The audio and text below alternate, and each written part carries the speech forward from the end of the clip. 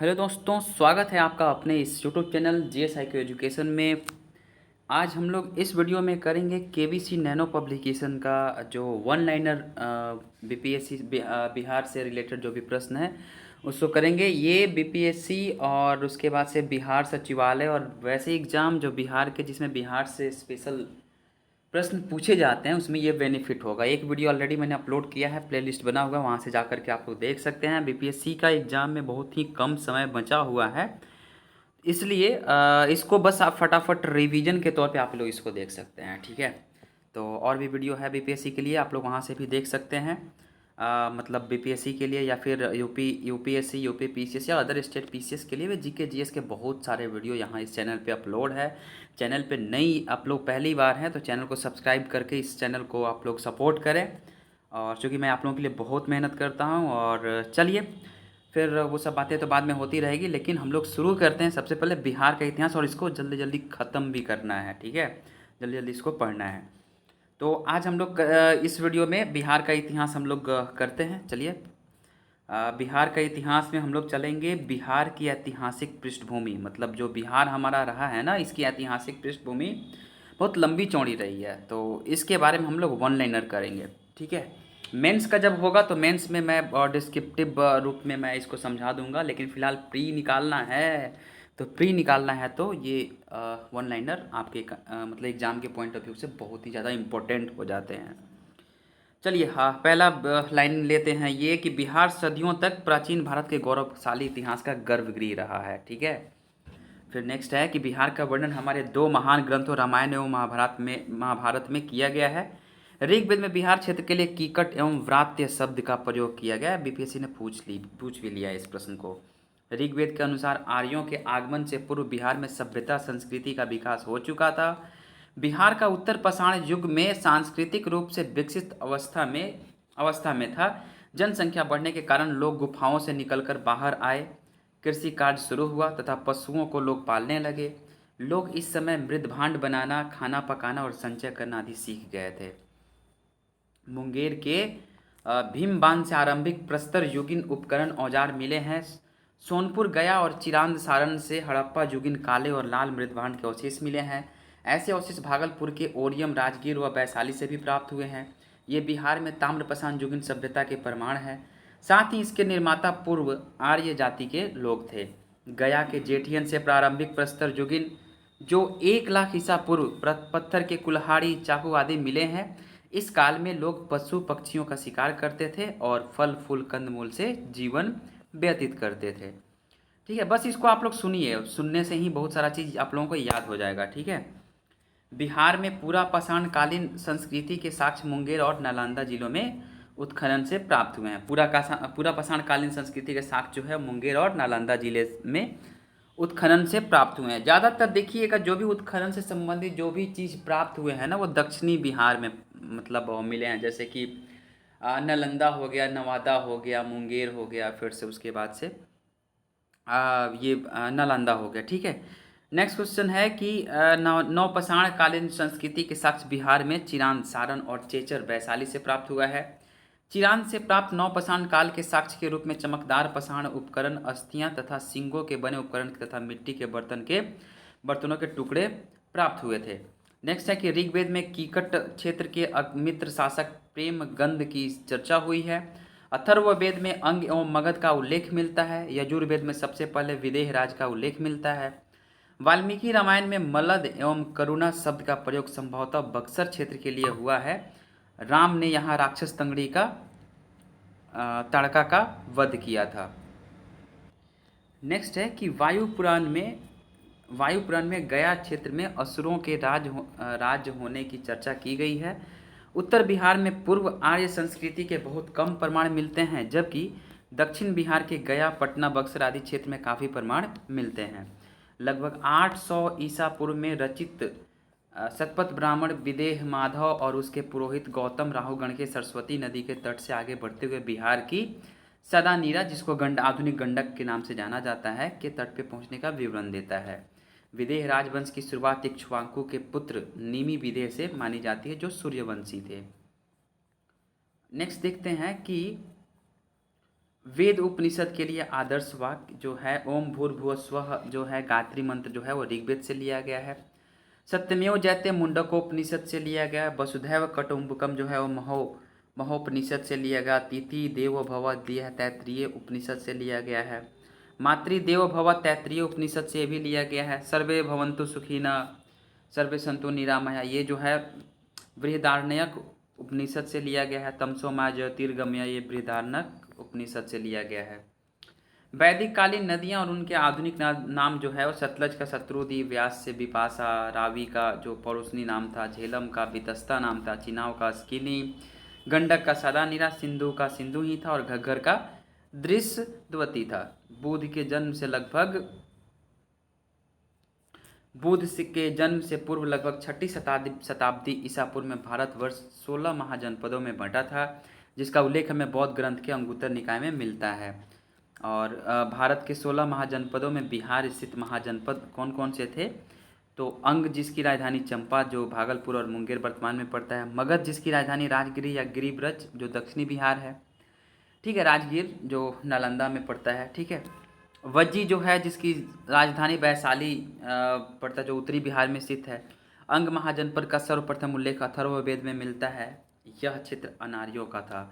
देखिए अंग से अथर्व, अ से अंग और अ से अथर्ववेद, ऐसे कुछ करके याद कर सकते हैं इसको। ब्रह्मदत्त जो था वो यहाँ का अंतिम शासक था, जिसने मगध के शासक बिंबिसार ने युद्ध में हराकर मार डाला और अंग को अपने राज्य में मिला लिया। बिहार में वैदिक संस्कृति का प्रसार मुख्यतः उत्तर वैदिक काल में ही हुआ है। अब हम लोग देखते हैं मगध साम्राज्य के बारे में, ठीक है। मगध साम्राज्य से बहुत अच्छा मतलब बहुत क्वेश्चन पूछे जाते हैं ये मौर्य साम्राज्य से या फिर मगध साम्राज्य से, ठीक है। अथर्ववेद में मगध एवं अंग का उल्लेख मिलता है। अथर्ववेद में मगध एवं अंग का उल्लेख मिलता है और यजुर्वेद में सबसे पहले विदेह राज्य के उल्लेख मिलते हैं। हर्यक वंश का वास्तविक संस्थापक जो था वो बिंबिसार था। बिंबिसार सेणीय अथवा श्रोणी के उपनाम से जाना जाता था। अनुमानतः उसका राज्याभिषेक 544 ईसा पूर्व में हुआ। मगध राज्य के प्रारंभ में राजधानी ग्रीव्रज या राजगीर था। नेक्स्ट पॉइंट देखते हैं कि जीवक जो था वो बिंबिसार के दरबार में जाने माने चिकित्सक और राजवैद्य थे।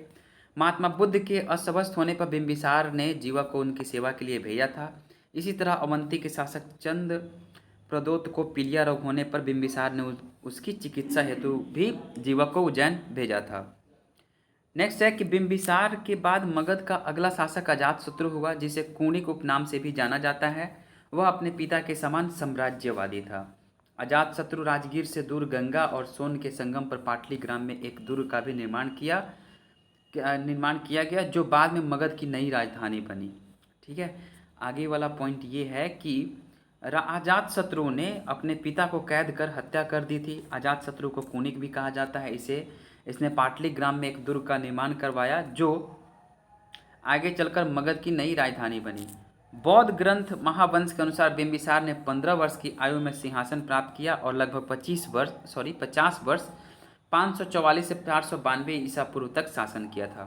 बिंबिसार और अजातशत्रु दोनों जो थे वो महात्मा बुद्ध के समकालीन थे।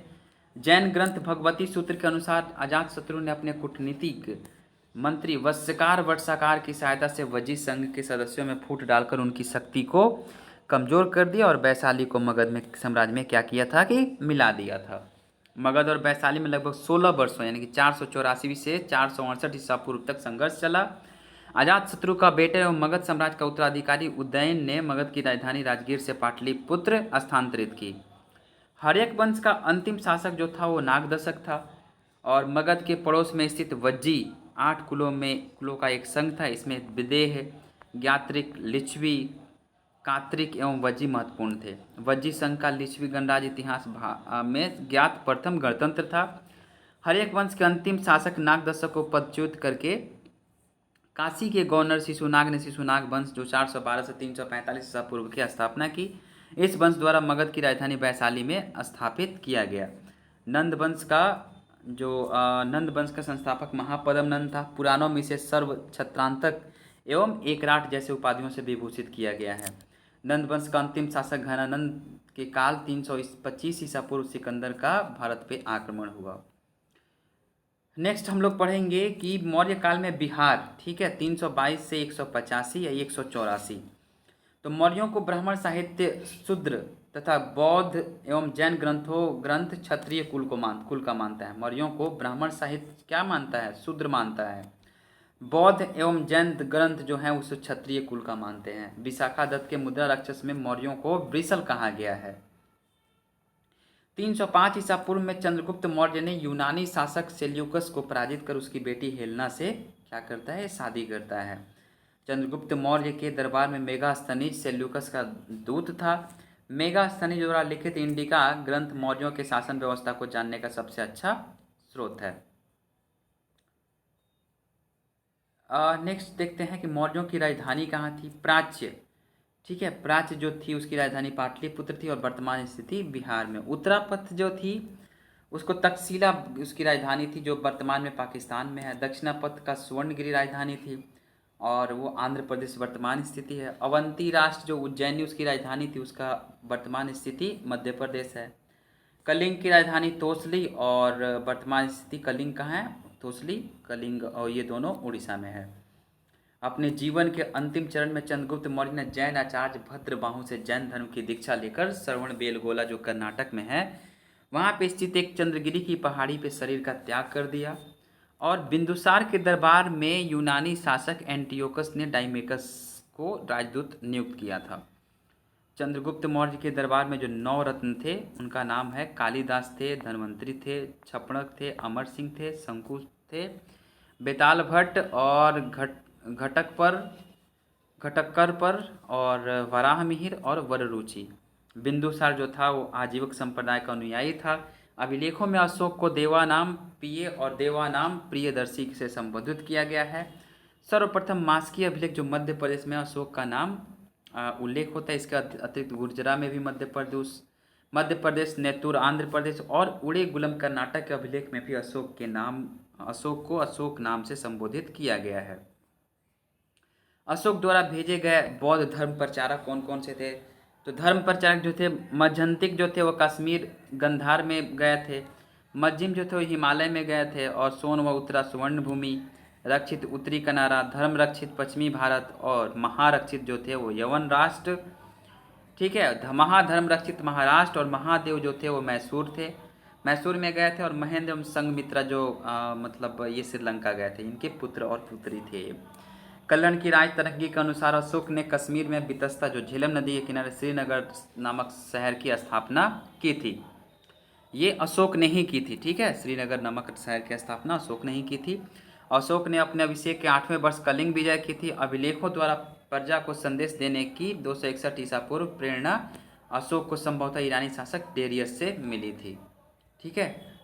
नेक्स्ट देखते हैं। अशोक ने राष्ट्रीय भाषा के रूप में पाली को एवं लिपि के रूप में ब्राह्मी को अपनाया था। भाषा की अगर बात की जाए, भाषा, ठीक है, भाषा, तो ये पाली को अपनाया था, ठीक है। और लिपि की बात की जाए तो लिपि जो थी इनकी ब्राह्मी थी, लिपि ब्राह्मी।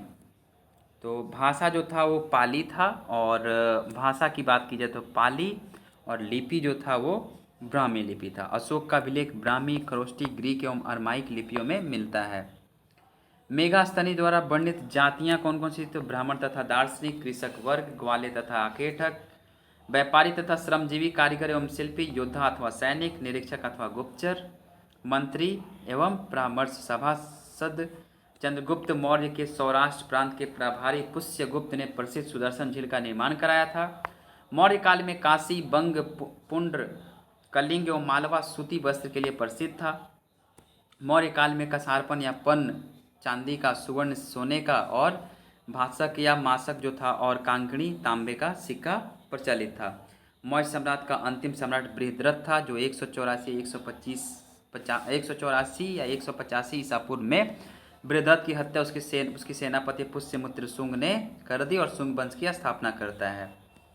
पाटलिपुत्र के दीदारगंज से प्राप्त यक्षिणी की प्रतिमा मौर्य काल के उत्कृष्ट उदाहरण है। पटना के कुम्हारार से लकड़ी के बने मौर्यकालीन राजप्रसाद के साक्ष्य प्राप्त हुए हैं।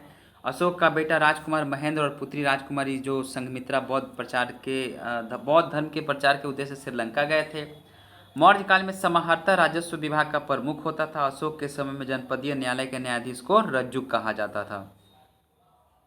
बौद्ध धर्म के बारे में यहाँ पे हम लोग पढ़ते हैं। बौद्ध धर्म के प्रवर्तक भगवान बुद्ध, जो सिद्धार्थ उनका बचपन का नाम था, उनका जन्म कपिल वस्तु के लुम्बिनी नामक स्थान पे 563 ईसा पूर्व में शाक्य क्षत्रिय कुल में हुआ था।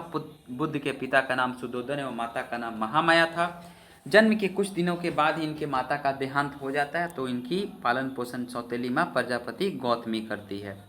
बुद्धकालीन जो गणराज्य जो था वो कपिल वस्तु था, उसके मतलब शाक्य कुल था वहाँ का। सुमार पर्वत भग था, केश पुत्र का लाम था, रामग्राम का कोलीय वंश था, कुशीनारा का मल था, पावा का मल था, पिपलीवन का मौर्य था, अलकप का बुली था, वैशाली का लिच्छवी था, मिथिला का विदेह था। नेक्स्ट देखते हैं कि मतलब सिद्धार्थ द्वारा गृह त्याग की घटना को हम लोग क्या जानते हैं, महाभिनिष्क्रमण बोलते हैं। सिद्धार्थ को बोध गया में निरंजना नदी के किनारे पीपल वृक्ष के नीचे वैशाख पूर्णिमा के दिन ही ज्ञान की प्राप्ति हुई थी। बुद्ध से संबंधित महत्वपूर्ण घटनाएं एवं उनके प्रतीक हाथी जो है, हाथी माता के गर्भ में आना, कमल जो है बुद्ध का जन्म, घोड़ा गृह त्याग, बोधि वृक्ष जो है वो ज्ञान प्राप्ति का उनका प्रतीक है, धर्म चक्र जो प्रथम उपदेश दिए थे, भूमि स्पर्श जो किए थे वो इंद्रियों पर विजय किए थे, एक करवट सोना यानी कि महापरिनिर्वाण और निर्वाण जो पद चिन्ह, मृत्यु जो है वह स्तूप। बुद्ध ने अपना सर्वप्रथम उपदेश सारनाथ जो ऋषिपट्टनम में दिया था। बुद्ध के शरीर का त्याग की घटना को महापरिनिर्वाण की संज्ञा दी गई है। बुद्ध ने सारनाथ में 5 शिष्यों आनंद, उपाली, श्रेयपुत्र, मोगलन और अश्वजीत को दीक्षित किया। गौतम बुद्ध के राजा जो थे, गौतम बुद्ध के राजा शिष्य कौन कौन थे, तो बिंबिसार थे, अजातशत्रु, प्रसेनजित तथा उदयन थे। पावा जो कुशीनगर में है, समीप चुंद नामक व्यक्ति द्वारा खिलाए गए सुकर माधव यानी कि सुअर का मांस से महात्मा बुद्ध उदर विकार से पीड़ित हुआ और वहीं पे उनकी 80 वर्ष की आयु में 483 ईसा पूर्व में मृत्यु हो गई। महापरिनिर्वाण के उपरांत बुद्ध के अवशेष निम्नलिखित 8 भागों में विभाजित कर दिए। लिच्छवी वैशाली, शाक्य कपिल वस्तु, कोलीय रामग्राम, वेदपीठ के ब्राह्मण मल्ल कुशीनगर और मौर्य पिपलीवन तथा मगध जो है अजातशत्रु। बौद्ध धर्म को अंतर्राष्ट्रीय धर्म बनाने का श्रेय अशोक को जाता है और बुद्ध ने अपने जीवन के सर्वाधिक उपदेश कौशल देश की राजधानी श्रावस्ती में दिए और मगध को प्रचार का केंद्र बनाया। बौद्ध धर्म अनात्मवादी है, इसमें आत्मा की परिकल्पना नहीं की गई है। यह पुनर्जन्म में विश्वास करता है, जबकि वर्ण व्यवस्था एवं जाति प्रथा का विरोध करता है। बौद्ध धर्म के त्रिरत्न हैं बुद्ध, संघ और धम्म। बौद्ध धर्म में सांसारिक दुखों से मुक्ति का मार्ग है अष्टांगिक मार्ग कहलाता है। अष्टांगिक मार्ग कौन कौन से हैं? तो अष्टांगिक मार्ग है सम्यक दृष्टि, सम्यक संकल्प, सम्यक वाणी, सम्यक कर्मांत, सम्यक आजीव, सम्यक व्यायाम, सम्यक स्मृति और सम्यक समाधि। संघ की सभा में प्रस्ताव का पाठ होता था। प्रस्ताव पाठ को अनुशासन कहते हैं। सभा की वैधता के लिए न्यूनतम संख्या जो थी, कोरम जो थी वो 20 थी। संघ में प्रविष्ट होने को उपसंपदा कहा जाता था। बौद्ध संघ का संगठन गणतंत्र प्रणाली पर आधारित था। बौद्धों के लिए महीने के 4 दिन अमावस्या, पूर्णिमा और 2 चतुर्थी दिवस उपवास के दिन होते थे। बुद्ध के पंचशील सिद्धांत का जो वर्णन छंदोग्य उपनिषद में मिलता है। यहाँ पे कुछ हम लोग बौद्ध संगीति देख लेते हैं कि मतलब कौन कौन से बौद्ध संगीतियाँ हुई। प्रथम संगीति जो हुआ था, स्थान जो था राजगीर यानी सप्तपर्णी गुफा था।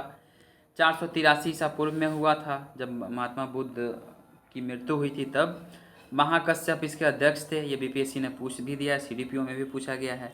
शासनकाल जो है वो अजातशत्रु जो हर एक वंश का था उनका था। इसमें क्या हुआ था, बुद्ध के उपदेशकों को 2 पिटकों में बांटा गया था, सूत पिटक तथा विनय पिटक में संकलन कर दिया गया। द्वितीय बौद्ध संगीति का स्थान वैशाली था। समय 383 था। सभाकामी जो सर्वकामी उसके वो अध्यक्ष थे। कालाशोक इस समय शिशुनाग वंश का मतलब शिशुनाग वंश का यहाँ पे शासक था। कार्य क्या हुआ, बौद्ध धर्म का स्थविर एवं महासंगिक 2 भागों में विभाजन कर दिया गया था। तीसरा जो हुआ था पाटलिपुत्रा में हुआ था, 251 ईसा पूर्व में हुआ था। कहीं कहीं पे 255 भी देता है, ठीक है। अध्यक्ष मोगलीपुत्र तीस थे। अशोक शासनकाल में हुआ था, मौर्य वंश का था। कार्य संघ भेद के विरुद्ध कठोर नियमों का प्रतिपादन एवं तीसरा पिटक अभिधम पिटक जोड़ना पड़ा। चतुर्थ जो हुआ था बिहार से बाहर हुआ था। कश्मीर के कुंडल वन में समय जो था लगभग ईसा की प्रथम शताब्दी। अध्यक्ष वसुमित्र एवं अश्व घोष उपाध्यक्ष थे। शासनकाल कनिष्क जो कुषाण वंश मतलब कुषाण वंश का वो था सबसे मतलब वास्तविक संस्थापक माना जाता था कनिष्क को। ठीक है। कार्य जो था बौद्ध धर्म का दो संप्रदाय हीनयान और महायान में विभाजित हो गया था। बौद्ध धर्म के परवर्ती धार्मिक संप्रदाय और संस्थापक आजीवक के जो थे मगली घोषाल, घोर अक्रियवादी पूरन कश्यप थे, भौतिकवादी अजित केस कंबलिन थे, संदेहवादी संजय बेलट्ठपुत्र थे, नित्यवादी पगूध कच्चायन थे। ठीक है। तो इस वीडियो में हम लोग इतना ही, ठीक है, इतना ही करते हैं। अगले वीडियो में हम लोग करेंगे जैन धर्म। और अच्छा लगा वीडियो तो आप लोग चैनल को सब्सक्राइब कीजिए, सपोर्ट कीजिए, अपने दोस्तों को भी शेयर कीजिए। एग्जाम टाइम में ये सब वीडियो जो होता है ना इम्पोर्टेंट होता है। तो लाइक करना ना भूलिएगा। अपनी राय को कमेंट सेक्शन में ज़रूर बताइएगा। अच्छा लगता है कि कमेंट सेक्शन में आप लोग अपनी राय को रखते हैं।